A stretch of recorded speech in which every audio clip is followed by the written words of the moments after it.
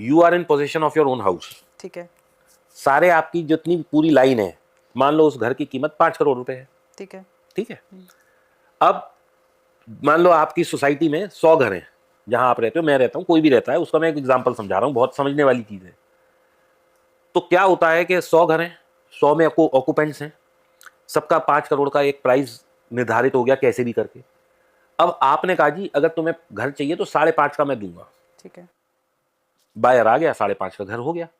अब एक बेंचमार्क बन गया 5.5 का। This is how the prices increases for anything. Right, जो ये हम एमसीएक्स पे भी प्राइस देख रहे हैं, तो इसका मतलब वहां पे बाय सेल कुछ हुआ है, तभी तो वो प्राइस बना है। राइट, अब वो 5 करोड़ के घर के 5.5 हो गए, कोई आ गया उसने 6 कर दिया, कोई आ गया उसने 7 कर दिया, कोई आ गया 100 करोड़ कर दिया, जैसे डीएलएफ कमिलिया वाला कमेलियाज हो में गया। हो रहा है हाल।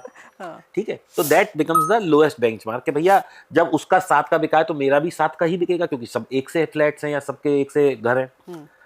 अब you are in position of से 5 हाउसेस, तो आपका 7 करोड़ का है, आप कहो जी दुनिया जाए तेल लेने, मैं तो 4 करोड़ का बेचूंगा, अच्छा, because you are in position of that. आपने तो खरीदा 1 करोड़ में था, ठीक है, तो आपके लिए 4 करोड़ भी 400% प्रॉफिट है। ठीक है, तो जब आपने 4 का बेचा तो बाकियों का रेट भी गिर गया। ड्रॉ डाउन आ गया। This is how the money So, market but is that means manage. you need to have quantity for that. तो आपको क्या लग रहा है कि आपके 2-5-10 किलो के पोजीशन, मेरे 2-5-10 किलो के कुछ नहीं पोजीशन से ये सिल्वर बढ़ रही है? ये तो जो खरीद रहा है वो टनों के भाव रोज खरीद रहा है, तभी तो 10-10 हजार रुपए पर डे बढ़ रही है।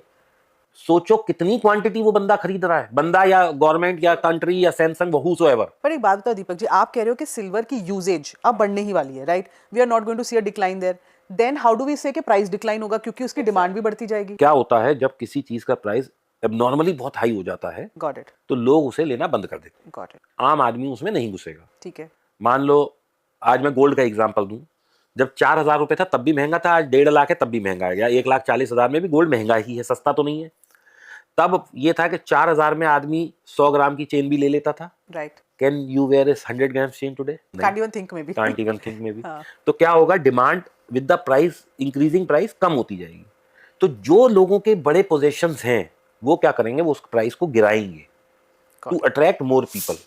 क्योंकि आप एक चीज समझो, 100 बड़े आदमी या जिनके पास मोटा पैसा है, वो 50,000 छोटे लोगों से पैसा खींच के बड़े बन रहे हैं। आज हम मुकेश अंबानी जी को कहते हैं he is the richest person in India, लेकिन माल उनका भी 100 रुपए लीटर ही बिक रहा है तेल, और जियो का रिचार्ज 300 रुपए का बिक रहा है। ट्रू, वो करोड़ों का नहीं बिक रहा। ट्रू, तो छोटा जो बड़े लोग होते हैं उनको क्वांटम ऑफ पीपल चाहिए, वॉल्यूम गेम चाहिए। उन्हें कभी भी 10-20-50 लोगों से पैसा नहीं कमाना है, उन्हें मासेस से कमाना है।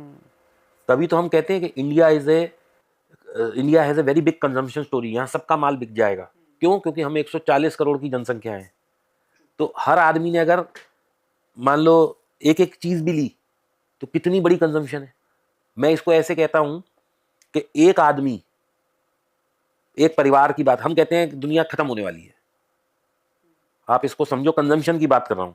140 करोड़ लोग हैं एक घर में, मैं अमूमन 4 लोग मान लूं, तो हम 35 करोड़ परिवार हैं, ठीक है, अब हर एक परिवार में अगर डेली की 3 वक्त के खाने की कंजम्पशन 100 रुपए भी मान लें बेयर मिनिमम, तो कितना बड़ा नंबर पर डे का है। ट्रू, तो आप इससे सोचो कंजम्पशन हम लोगों की कितनी बड़ी है। नहीं, दैट्स ट्रू। तो अभी आपने पूरी बैक स्टोरी भी समझा दी, आपने थोड़ा सा एक फ्यूचर पॉइंट भी दे दिया, बट क्लाइमैक्स आपने थोड़ा अधूरा छोड़ दिया।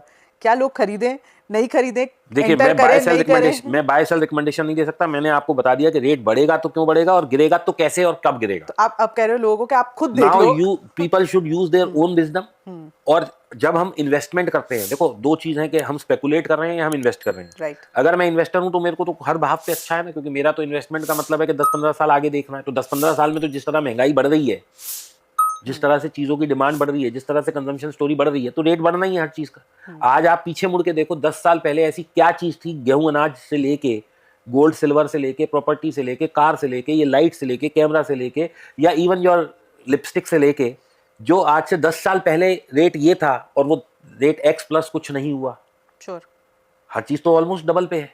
बिल्कुल, मेडिकल एक्सपेंसेस बढ़ गए लोगों के, पेट्रोल के रेट बढ़ गए, कार के रेट बढ़ गए, टायर के रेट बढ़ गए, सब चीज महंगी हो रही, तो गोल्ड सिल्वर क्यों नहीं होगा, या कोई भी चीज क्यों नहीं होगी। आई थिंक प्रोपोर्शन की बात होती है ये सब चीजें, क्योंकि इतनी डेली हम यूज करते हैं तो हमें इतना पता नहीं चलता, बट व्हेन यू हियर के आप फिर एक रॉन्ग ट्रैक पे आ गए। ओके, देश बढ़ रहा है, ठीक है, इकोनॉमी बढ़ रही है, राइट, इकोनॉमी बढ़ रही है तो हमारा आरबीआई खरीदेगा ना गोल्ड, नोट छापने के लिए। तो जब हमारा आरबीआई खरीदेगा तो अफ्रीका का क्यों नहीं खरीदेगा, यूके क्यों नहीं खरीदेगा, रशिया क्यों नहीं खरीदेगा, चाइना क्यों नहीं खरीदेगा? सबको भी तो इकोनॉमी बढ़ानी है। If we will be turning from 4 trillion to 5 trillion, तो चाइना यहीं रुक जाने वाला है, जापान यहीं रुक जाने वाला है, उनके लोग तरक्की नहीं करेंगे, सिर्फ हम करेंगे। ट्रू ट्रू, सही बात। तो अगर कॉमन मैन नहीं खरीदेगा तो सेंट्रल बैंक्स खरीदेंगे।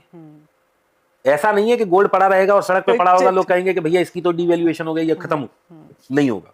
बट डू यू सी कि कोई करेक्शन गोल्ड में, मतलब करेक्शन इज पॉसिबल, 20-30% गोल्ड में भी आ सकती है, 50-60% चांदी में भी आ सकती है। That is a inherit quality. कोई भी चीज दुनिया में ऐसे नहीं जा सकती। अगर ऐसे जा रही होती तो आज गोल्ड हम लोगों की रीच से ही बाहर हो जाता। आज 1.5 लाख है ना, ये 15 लाख रुपए तोला भी हो सकता था। तो 2026 की कोई प्रेडिक्शन है आपकी? नहीं, मैं पंडित नहीं हूँ, मेरे को तो चार्ट पे दिखता है।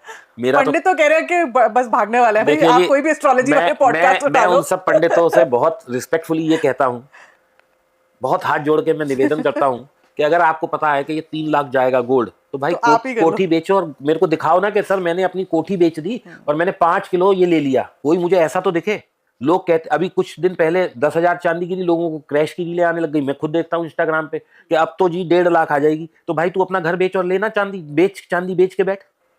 When you are so sure of your prediction, why you yourself is not in a possession of that thing? मेरा तो कहना ही है। I think लोग ये थोड़ा समझ लें कि जो ये बता रहे हैं ऐसी predictions। मैं तो सिंपल कहता हूँ, गोल्ड का चार्ट लगाओ, सिल्वर का चार्ट लगाओ, निफ्टी का चार्ट लगाओ, बैंक निफ्टी का चार्ट लगाओ, जो भी जिसमें भी आपको काम करना है, कोई no brainer, it should be no brainer. 20 EMA के ऊपर है तो मैं बाइंग करूंगा, 20 EMA के नीचे आ गई मैं सेल करूंगा। इस पर दिमाग लगाना ही नहीं है ना। वो 5 बार नीचे आ गई, मैंने अपनी पोजीशन 5 बार छोड़ दी, वो फिर ऊपर चली गई, मैंने फिर ले ली। कोई इसमें ना टिप्स की जरूरत है, ना एडवाइस की जरूरत है, ना पंडित की जरूरत है, ना किसी की जरूरत है। तो दीपक सर क्यों लोग 93% लॉसेस कर रहे हैं क्योंकि they don't want to listen to anything. क्योंकि आपने भी अपनी लाइफ में बहुत लॉसेस किए और बहुत बुरे भी। मैं बेवकूफी करके सीख गया ना, लोग नहीं सीख पा रहे। और मेरा तो कहना स्मृति एक चीज बड़ा सिंपल सा है। आज अगर किसी व्यक्ति को, एक बच्चा है 18 साल का या एक 40 साल का आदमी है, उसे मान लो 10 लाख की गाड़ी लेनी है या 1.5 लाख का मोबाइल लेना है, या फॉर दैट मैटर अगर उसे शाम को अपनी बीवी के साथ पिज्जा खाने या गर्लफ्रेंड के साथ पिज्जा खाने जाना है, वो सब देख लेगा कि जोमेटो पे ज्यादा डिस्काउंट है, स्विगी पे ज्यादा डिस्काउंट है, डाइन आउट पे डिस्काउंट है, फलाने पे डिस्काउंट है। 5,000 रुपए में तो उसे सारी कैलकुलेशन पता है कि ये कूपन भी लगाना है, इस कार्ड से पे करना है। और वो मेट्रो में जा रहा है या बस में जा रहा है या कार में जा रहा है और उसने सुन लिया कि ये फलाना शेयर मैंने खरीदा है, ये बढ़ने वाला है। हाउ कैन ही इन्वेस्ट 10 और 15 lakh rupees there without even knowing कि वो आदमी प्रॉफिट में है, लॉस में है। I have been travelling to so many places. मैंने अक्सर देखा है कि एयरपोर्ट पे मुझे जो सिक्योरिटी वाले होते हैं वो मिलके पूछते हैं कि सर लॉस हो गया। हाँ। ठीक है। इसके बाद मैं टैक्सी में बैठता हूं तो टैक्सी वाला मुझे पहचान लेता है कि सर आपको तो यूट्यूब पे देखते हैं, सर कुछ बता दो क्या खरीदूं, क्या चलेगा। हाँ। भाई तू कैसे 5 मिनट की मेरी कन्वर्सेशन में मुझसे समझ सकता है कि मैं तुझे ये कह दूं कि ये शेयर खरीद ले और तू उस पर अपना भविष्य लगा दे। और जितनों से भी मैं मिला हूं, आई एम सॉरी टू से, यू विल बी सरप्राइज्ड कि आज तक मुझे किसी ने नहीं कहा कि सर मैं मुनाफे में हूं। सबने यही कहा सर लॉस हो गया, बड़ा लॉस हो गया। तो that means you are speculating. आप तो जुआ ही खेल रहे हो ना, आप कहां इन्वेस्टिंग कर रहे हो। तो सर ऐसी क्या एक इतनी बड़ी गलती है जो सब करें, अपार्ट फ्रॉम दिस जो आप कह रहे हो कि they don't listen, is this the only गलती? मतलब there has to be something majorly wrong sir कि इतने सारे लोग पैसा नहीं बना पा रहे। नशे का कोई इलाज नहीं है। सही बात है। ग्रीड का कोई इलाज नहीं है। This is the greed, this is the kind of greed नहीं, this is the greed, utmost level of greed. कि लोगों को लगता है कि 1000 रुपए डालो लाख बन जाएंगे, लाख रुपए डालो करोड़ बन जाएंगे, करोड़ डालो 100 करोड़ बन जाएंगे, जो कि कभी नहीं बनते। मार्केट आपसे सब पैसा ले जाता है। So you need to understand this is a business.